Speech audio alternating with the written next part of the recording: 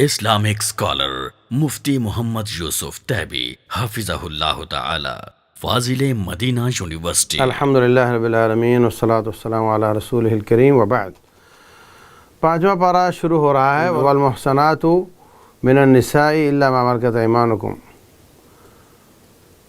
یعنی اللہ تبارک و تعالیٰ نے پچھلے پارے کے آخر میں وہ رشتے بیان کیے تھے جو ہمیشہ کے لیے حرام ہے، اور یہاں پر عارضی رشتہ والمحصنات من النساء وہ عورتیں جو شادی شدہ ہیں، یہ عارضی طور پر حرام ہے تم پر۔ اگر اس کے شوہر چھوڑ دے یا طلاق ہو جائے یا مر جائے تو اب اس کے ساتھ شادی ہو سکتی ہے۔ تو کچھ محرمات ہمیشہ کے لیے ہیں، کبھی بھی شادی نہیں ہو سکتی، جیسے ماں ہے، بیٹی ہے، بہن ہے، اور کچھ ہیں جن سے عارضی طور پر منع ہے۔ تو میں نے عرض کیا تھا کہ جن سے عارضی طور پر منع ہے ان کو پردہ کرنا ہے آپ سے، اور جن سے ہمیشہ کے لیے شادی منع ہے وہ پردہ نہیں کریں گی۔ اس کے بعد کچھ مقاصد نکاح بیان ہوئے ہیں۔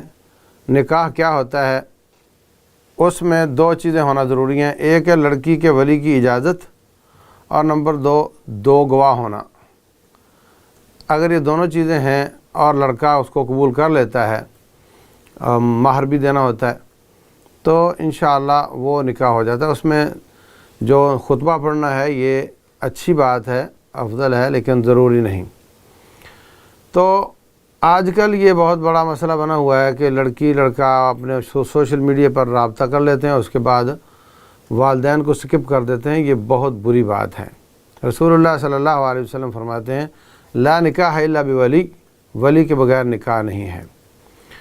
شادی شدہ لڑکی اگر دوبارہ نکاح کرتی ہے تو اس کے لیے ولی کی حیثیت ثانوی ہو جاتی ہے، مگر اس کی اجازت کی ضرورت ہے۔ مثلا پہلے تھا کہ پیغام ولی کو بھیجا جا رہا تھا، ولی ہی اس کے لیے بچہ تلاش کر رہا تھا، اب ڈائریکٹ اس سے بات ہو سکتی ہے اور وہ خود کسی سے بات کر سکتی ہے، لیکن ولی کی اجازت ضروری ہے۔ اجازت ضروری کا معنی یہ نہیں کہ ولی کا نکاح میں ہونا ضروری ہے۔ ولی کہہ دے کہ آپ جس سے چاہو شادی کر لو، مجھے کوئی اعتراض نہیں، تو یہ اس کی اجازت کافی ہے، پھر اس کے نکاح میں موجود ہونا ضروری نہیں۔ اس کے بعد آیت نمبر 32 سے 37 تک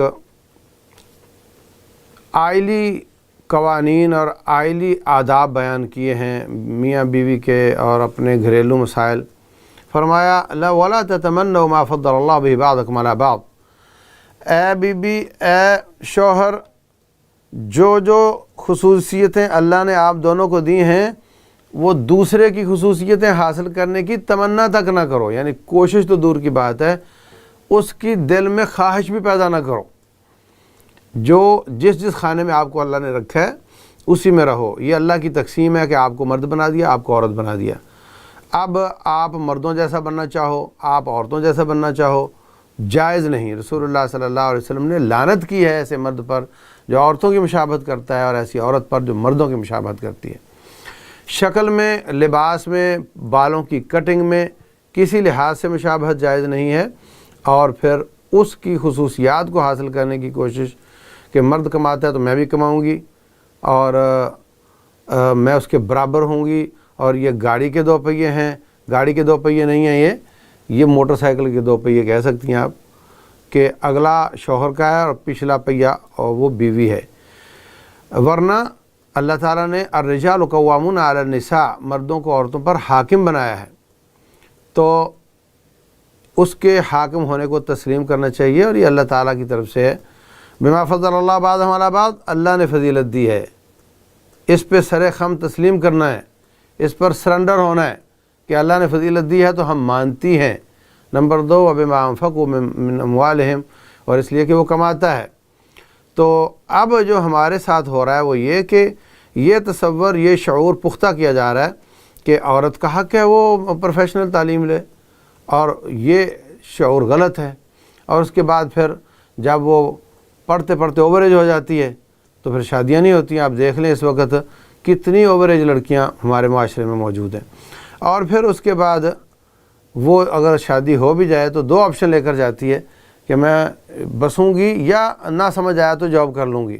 یہ دوسرا آپشن اس کے لیے یہ قاتل ہے۔ اس وجہ سے طلاقوں اور طلاق اور بچوں کی حوالگی اور حضانہ کے کیس، اور اس وقت لاکھوں کی تعداد میں پینڈنگ میں پڑے ہوئے ہیں۔ اور ایک گاڑیوں کا جو آپ کو رش نظر آتا ہے، اس کی ایک بڑی وجہ یہ بھی ہے ان کیسوں میں جانا آنا، بچوں کو ملانا، یہ مسائل وہ مسائل۔ تو اسلام نے کمائی کے لیے شوہر کو رکھا ہے۔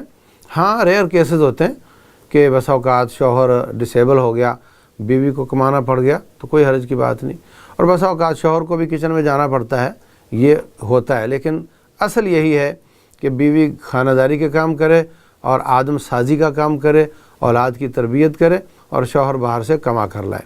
جب ہم ڈیوٹیاں چینج کر دیتے ہیں، کسی فیکٹری میں سیل والے کو آپ کمپیوٹر پہ بٹھا دو، کمپیوٹر والوں کو سیل پر بھیج دو، فیکٹری تباہ ہو جائے گی۔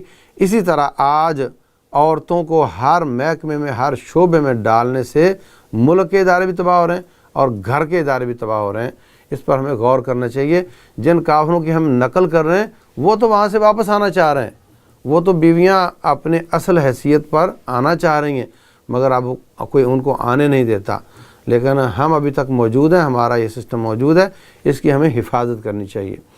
تو اگلی آیت میں اللہ فرماتے ہیں مرد عورتوں پر حکمران ہیں اور یہ دو اس کے اسباب ہیں، اور اگر عورت بات نہ مانتی ہو تو پھر اس کی گریجولی اس کی اصلاح کرو، فائدوہن، ان کو نصیحت کرو 33 نمبر آیت میں، اور نہیں مانتی تو پھر اس سے بستر الا کر کے دیکھ لو، پھر نہیں مانتی تو اس کی ہلکی پھلکی پٹائی کر کے دیکھ لو۔ یہ قرآن کا حکم ہے، مگر بہت زیادہ وہ ہڈی ننگی کرنے والی پٹائی نہیں۔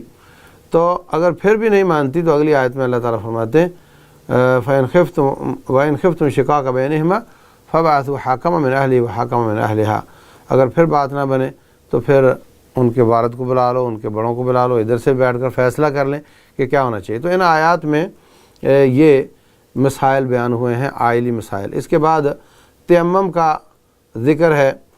تیمم کیا ہے؟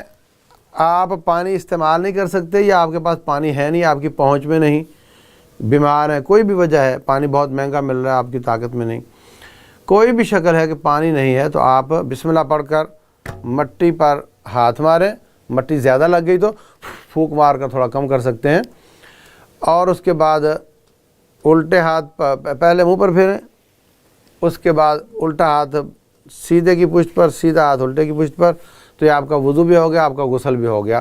اگر آپ پر غسل واجب تھا اور پانی نہیں تھا، یا آپ بیمار تھے، یا آپ اتنا سردی اور برف تھی کہ آپ کے بس میں نہیں تھا، تو یہ آپ کا غسل بھی ہو گیا، آپ کا وضو بھی ہو گیا۔ لیکن اگر اس دوران آپ کا پانی مل جاتا ہے، گرم پانی یا جو بھی، آپ کا عذر ختم ہو جاتا ہے، تو پھر آپ کا تیمم ختم ہو جائے گا، پھر آپ کو باقاعدہ اسی طریقے سے پاکیزگی حاصل کرنی ہوگی۔ تو اس کے بعد اہل کتاب کے کچھ تذکرے ہیں کہ اہل کتاب کیا ہیں، ان کے دلوں میں کتنا بغض ہے آپ کے خلاف۔ 46 نمبر سے 56 نمبر آیتوں میں اللہ تعالیٰ فرماتے ہیں کہ یہ آپ کے ساتھ کبھی بھی خوش نہیں ہو سکتے۔ ان تصبک حسنۃ تسؤہم، آپ کو کوئی اچھائی مل جائے تو ان کو بہت بری لگتی ہے، وَإِن تُصِبْكَ سَيِّئَةٌ یفرحوا بہا، اگر آپ کو کوئی پریشانی آ جاتی ہے تو پھر بڑے خوش ہوتے ہیں۔ وَإِن تَصْبِرُوا وَتَتَّقُوا، اگر تم ڈٹے رہے اور اللہ سے تعلق ٹھیک رکھا، لا يضركم كيدهم شيئا، ان کے مکر تمہارا نقصان نہیں کریں گے۔ اور اللہ فرماتے ہیں قد بدت البغضاء من افواہہم وما تخفی صدورہم اکبر، ان کے منہ سے بغض کی باتیں ظاہر ہو چکی، اور جو سینوں میں دفن ہے وہ بہت زیادہ بغض ہے، یہ آپ کے کبھی نہیں ہو سکتے۔ وَلَن تَرْضَىٰ عَنْكَ الْيَهُودُ وَالنَّصَارَىٰ حَتَّىٰ تَتَّبِعَ مِلَّتَهُمْ، یہ جب تک آپ یہودی یا عیسائی نہیں بن جاتے یہ آپ پر راضی نہیں ہو سکتے۔ اس لیے ان کو راضی کرنے کی کوشش بیکار ہے، فضول ہے، بس ان کی شر سے بچنا ہے اور ان کی اتباع نہیں کرنی اور ان کی مشابہت اختیار کرنے سے منع کیا ہے اللہ اس کے رسول صلی اللہ علیہ وسلم نے۔ اس کے بعد آیت نمبر 93 میں کچھ حدود کے مسائل ہیں۔ جب قتال کی بات آئی تو پھر قتل کی اقسام بیان ہوئی ہیں۔ تو ایک قتل ہوتا ہے جان بوجھ کر ایک آدمی نے ظلم کیا اور دوسرے کو قتل کر دیا، اس کی سزا اس کو قتل کر دیا جائے ثابت ہونے پر، اور اگر اس کے گھر والے مانے تو پھر 100 اونٹ دیت دے دی جائے اس کے گھر والوں کو۔ اور اگر دوسری قسم ہے قتل شبہ عمد اور ایک ہے قتل خطا۔ قتل خطا کیا ہے اور قتل شبہ عمد کیا ہے۔ آپ نے پتھر مارا جانور کو اور وہ اس کو نہیں لگا، آگے کوئی آدمی تھا اس کو لگ گیا، یہ ہے قتل خطا۔ گاڑی چلا رہے تھے، اچانک آ گیا کہ آدمی آ گیا، یہ قتل خطا ہے۔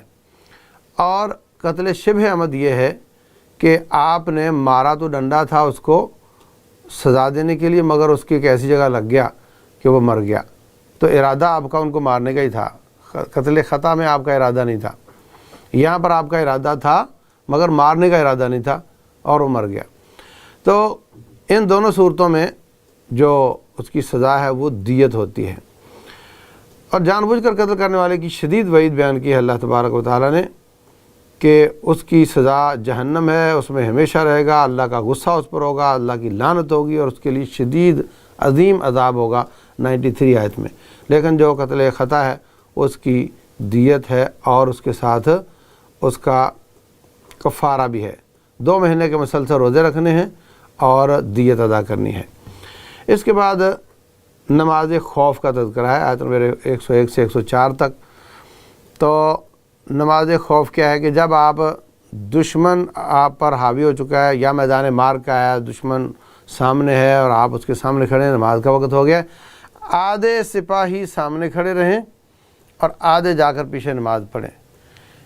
امام صاحب کھڑے ہیں، انہوں نے آدھے لوگوں کو 1 رکعت پڑھا دی ہے، دوسری رکعت میں امام صاحب کھڑے رہیں گے اور جو نمازی ہیں وہ نماز 2 رکعتیں دوسری رکعت پڑھ کر خود ہی سلام پھر کر چلے جائیں گے اور امام صاحب کھڑے رہیں گے، اور اس کے بعد یہ جا کر محاذ سنبھال لیں گے اور محاذ والے آ کر کے پیچھے کھڑے ہوں گے، تو امام ان کو دوسری رکعت پڑھائے گا، امام کی دوسری ہوگی اور ان لوگوں کی پہلی ہوگی۔ امام اپنی 2 رکعتیں پوری کر کے سلام پھیر دے گا اور مقتدی اٹھ کر اپنی رکعت پڑھ لیں گے۔ تو یہ تکلف ہے، لیکن اس سے ثابت ہوتا ہے کہ کس قدر جماعت اہم ہے، جماعت کے ساتھ نماز پڑھنا کس قدر اہم ہے اور کس قدر فرض ہے کہ جو جان بوجھ کر جماعت کو چھوڑتا ہے عذر کے بغیر، اس کی نماز اس کو گناہ ملتا ہے باقاعدہ جماعت چھوڑنے پر۔ تو یہ نماز خوف کا تذکرہ اس میں ہے۔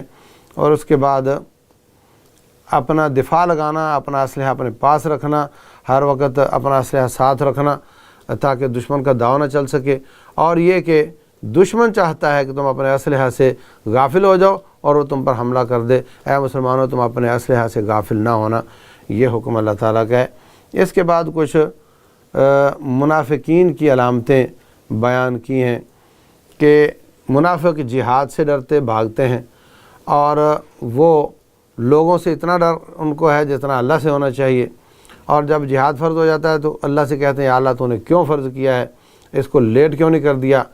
تو یہ مسلمانوں کو اور اللہ کو دھوکہ دیتے ہیں، اللہ ان کا دھوکہ ان پر لٹاتا ہے۔